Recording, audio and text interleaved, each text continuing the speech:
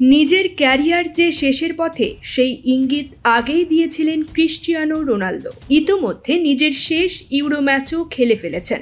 গত শুক্রবার টাই ব্রেকারে ফ্রান্সের কাছে হেরে চলমান মহাদেশীয় এই শ্রেষ্ঠত্বের প্রতিযোগিতা থেকে ছিটকে গেছে পর্তুগাল।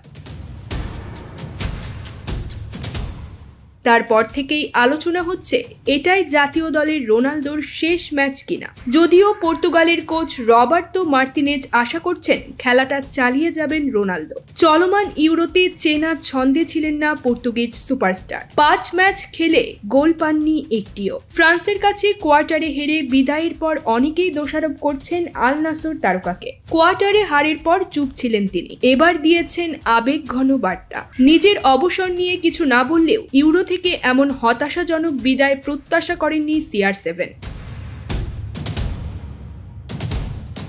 পর্তুগালের আরও বেশি কিছু পাওয়া প্রাপ্য ছিল বলে মনে করেন তিনি।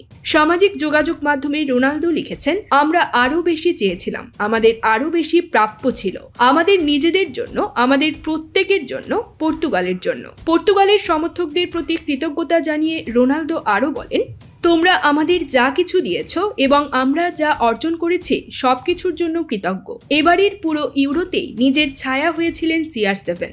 সব মিলিয়ে 10টি শট নিয়েও তিনি গোলের দেখা পাননি। কেবল তাই নয়, ইউরোয় এক আসরে সর্বোচ্চ সংখ্যক শট নিয়েও গোল না পাওয়ার অনাকাঙ্ক্ষিত রেকর্ডও হয়ে গেছে তার, যদিও সেই রেকর্ড হয়েছে যৌথভাবে।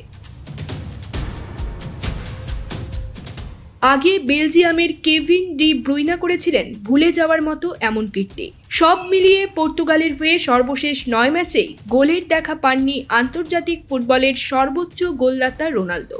41 বছর বয়সী এই তারকা ষষ্ঠবারের মতো ইউরো খেলতে নেমে বলেছিলেন, কোনো সন্দেহ নেই, অবশ্যই এটাই শেষ, তবে আবেগ ছুঁয়ে যাচ্ছে না। ফুটবলের সবকিছুই আমাকে প্রভাবিত করে। খেলাটির প্রতি এখনো আমার যে উৎসাহ, দর্শকের আগ্রহ, পরিবারকে পাওয়া, লোকজনের ভালোবাসা, ব্যাপারটা আসলে ফুটবল বিশ্ব ছেড়ে যাওয়া নয়। আমার জেতার বা করার জন্য আর কি বা বাকি আছে।